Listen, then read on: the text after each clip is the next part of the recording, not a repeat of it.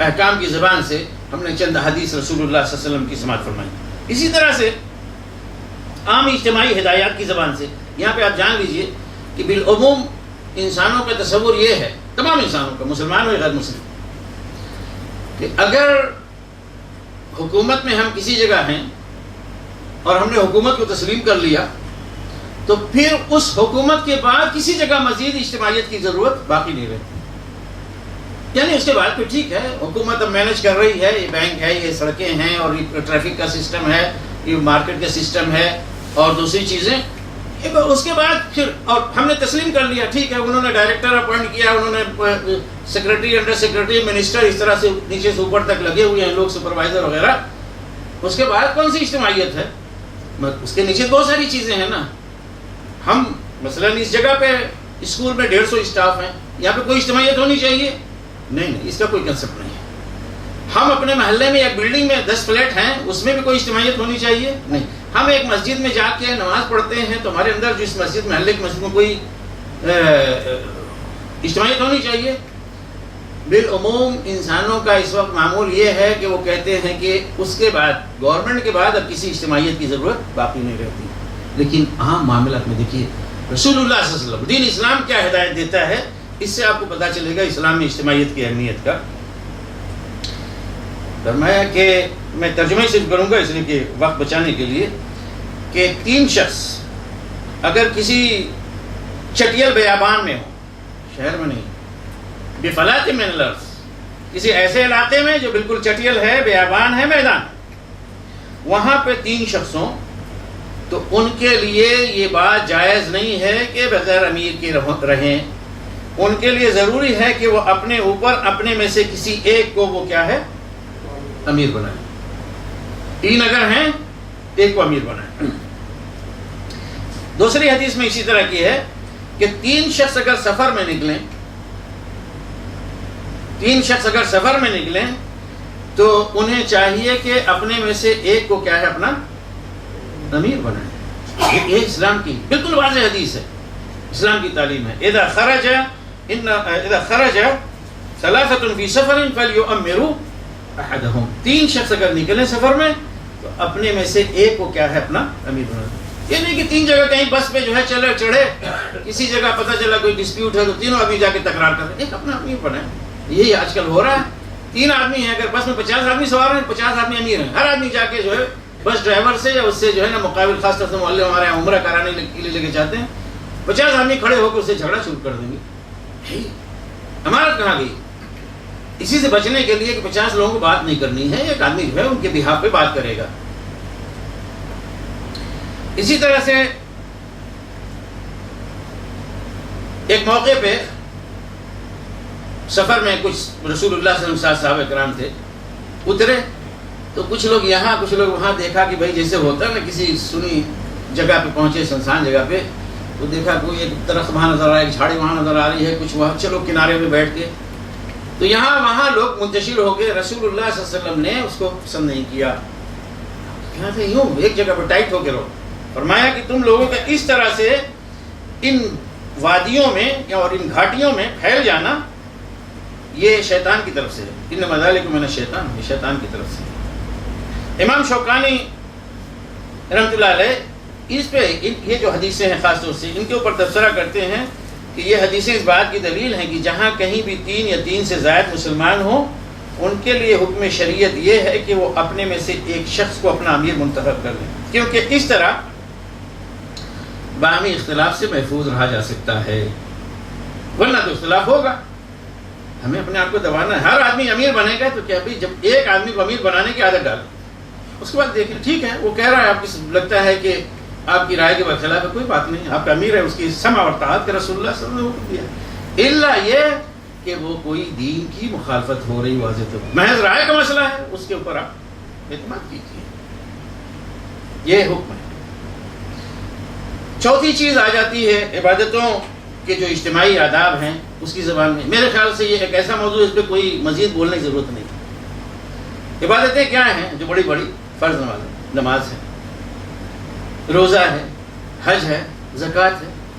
آپ دیکھیں کہ دنیا میں کوئی اور قوم ہے، کوئی اور تہذیب ہے، کوئی اور تمدن ہے، کوئی اور دین ہے جس کے پاس اس طرح سے اجتماعیت ملتی ہے کہ فرض ان کی عبادتوں میں جیسی ہمارے ہاں ہے، اجتماعیت کہیں اور آپ کو ملتی ہے۔ نماز اس کا وقت ہے۔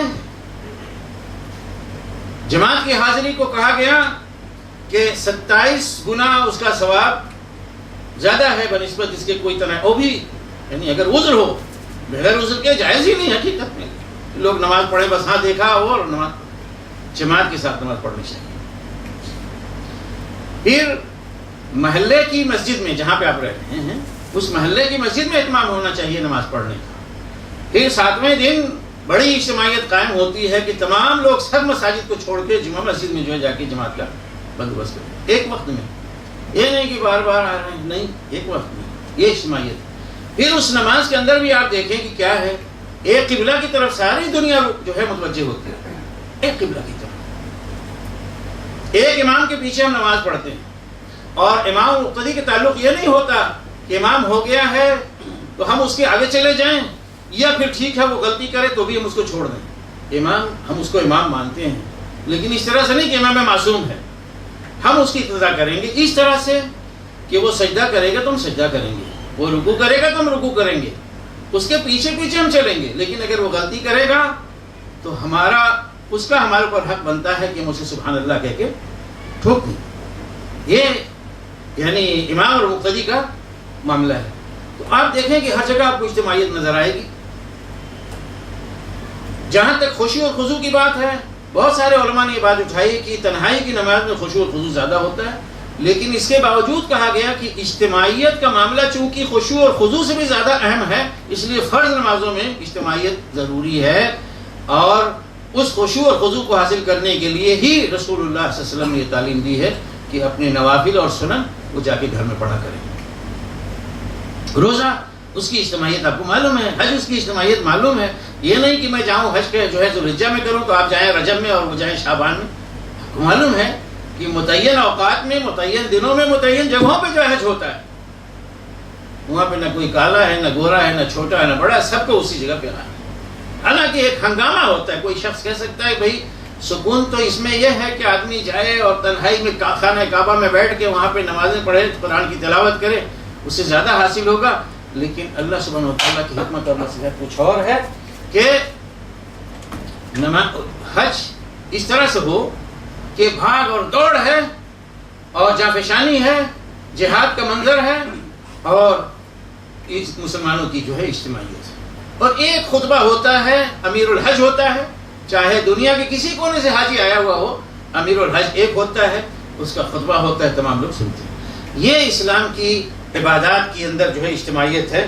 بہت کچھ آپ خود، یہ چونکہ ایسا ہے کہ اس پہ کوئی ضرورت نہیں ہے، آپ حضرات جانتے ہیں اسلام کے نظام عبادات کی اجتماعیت کو، تو یہ 4 وجوہات ہیں یا 4 پہلو ہیں کہ جن سے اسلام میں اجتماعیت کی اہمیت بالکل واضح ہوتی ہے، جو میں نے آپ کے سامنے کہا۔ اہمیت کی وجہ کیا ہے؟ اجتماعیت کی اہمیت کی وجہ کیا ہے؟ دیکھیں، اجتماعیت اسلام میں اسی طرح سے مطلوب ہے کہ جس طرح سے کہ مچھلی کے لیے پانی مطلوب ہے۔ یہ ہو نہیں سکتا کہ مچھلی پانی سے باہر جو ہے زندہ رہے، اور اسلامی زندگی، ایک مسلمان کی اسلامی زندگی کما حقہ ہو نہیں سکتا کہ اسلامی اجتماعیت کے بغیر جو ہے قائم ہو سکے۔ اس لیے اس طرح سے مچھلی کے لیے پانی کی ضرورت ہے، اس کے بغیر اس کی زندگی جو نہیں باقی رہ سکتی، اسی طرح سے ایک مسلمان کی مسلمانہ اور اسلامی زندگی جو ہے وہ بغیر اسلامی اجتماعیت کے باقی نہیں رہ سکتی یا بھرپور نہیں ہو سکتی۔ آج ہم قناعت کر رہے ہیں، کہیں کسی کو، وہ کہیں علامہ اقبال نے کہا ہے نا، ملا کو جو ہے ہند میں سجدے کی اجازت، ملا یہ سمجھتا ہے کہ کیا اسلام ہے آزاد، ایسا نہیں ہے، اسلام آزاد ہے۔ آج دبتے دبتے اسلام کہاں تک آ گیا ہے آپ حضرات کو معلوم ہے۔ تو وہ 2 سجدے کی جو ہے اجازت مل جانے سے نہ سمجھے کہ اسلام آزاد ہو گیا ہے اور اس کو پوری آزادی ملی ہوئی اور آپ جو ہے نا پورا اسلام برت رہے ہیں۔ اسلام بڑا وسیع ہے، اسلام آپ کی پوری زندگی پہ حاوی ہے۔ تو اسلام کی جو غرض و غایت ہے، اجتماعیت اسلام کی غرض و غایت کو پورا کرنے میں بڑا ہی خاص حصہ لیتی ہے، بڑا ہی اہم حصہ لیتی ہے، اور دین و ایمان کی مفادات کی انتہائی اہم ترین خدمت انجام دیتی ہے۔ رسول اللہ صلی اللہ علیہ وسلم نے اسی طرح، جیسے پچھلے آپ احادیث سن چکے ہیں اجتماعیت کے بارے میں، مزید کہ اجتماعیت کیوں ضروری ہے، آپ صلی اللہ علیہ وسلم نے فرمایا کہ علیکم بالجماعہ، تمہارے اوپر واجب ہے کہ جماعت کا انتظام کرو، یعنی اپنی جماعت سے وابستہ رہو، یعنی اجتماعیت قائم کرو۔ کیوں؟ فَإِنَّمَا يَأْكُلُ الذِّئْبُ مِنَ الْغَنَمِ الْقَاسِيَةِ، بھیڑوں میں سے اسی بھیڑ کو کھاتا ہے جو دور نکل جاتی ہے، کنارے ہو جاتی ہے۔ تو بھیڑوں کا جو ہوتا ہے مجمع، اکٹھا رہتی ہیں، ان پہ بھیڑیا حملہ نہیں کرتا، کن پہ کرتا ہے؟ جو اپنے گلے سے کٹ کر کہیں کنارے ہو جاتی ہے۔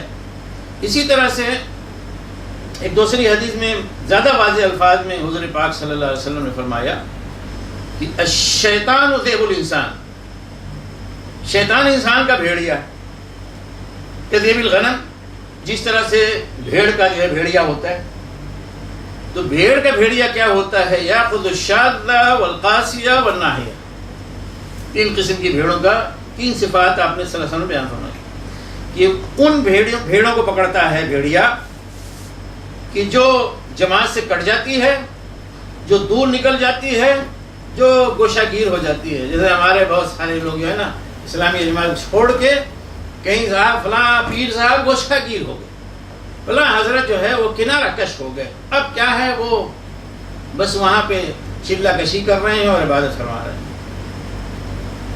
انسانی مقام و مرتبہ، اس کا جو ایک مومن کا مقام مرتبہ جو ہوتا ہے، وہ دنیا کی کشاکش سے گزر کر جو ہے بڑھتا ہے۔ یہ نہیں کہ کہیں باقی زندگی کے امتحان میں ناکام لوگ جو ہوتے ہیں نا، وہ اپنی ناکامی کو چھپانے کے لیے اسے اس طرح کا نام دیتے ہیں کہ وہ دنیا کے جھمیلوں سے جو ہے نا دور ہو گئے۔ دنیا کے جھمیلوں ہی میں رہنا، اس کے بغیر کون سا تقویٰ ہے؟ آپ کی آزمائش یہاں پہ ہے، میدان میں آپ ہیں، تو اس کے بعد ہی پتہ چلے گا کہ ہاں آپ کی صفات جو ہے ظاہر ہوں گی کہ آپ متقی ہیں کہ نہیں، آپ زاہد ہیں کہ نہیں، آپ صابر ہیں کہ نہیں، آپ کے اندر تحمل ہے کہ نہیں، آپ کے اندر رحمت اور شفقت اور محبت ہے کہ نہیں۔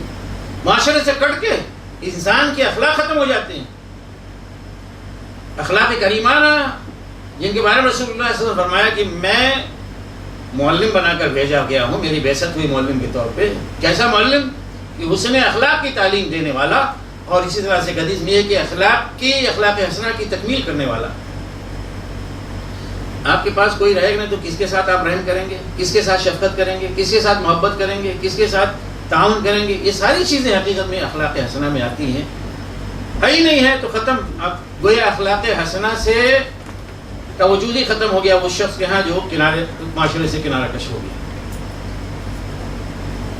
اسی طرح سے رسول پاک صلی اللہ علیہ وسلم نے یہ بھی فرمایا کہ علیکم بالجماع وایاکم والفرقہ، یہ ٹکڑا حدیث کا پہلے آ چکا ہے کہ آپ لوگوں کے اوپر واجب ہے کہ جماعت سے جڑے رہیں اور افتراق سے بچیں۔ کیوں؟ فإن الشیطان مع الواحد، شیطان تنہا کے ساتھ ہوتا ہے، ایک انسان کے ساتھ، وہو مع الاثنین ابعد، جب دو ہو گئے تو دور بھاگ جاتا ہے شیطان جو ہے تنہا کو۔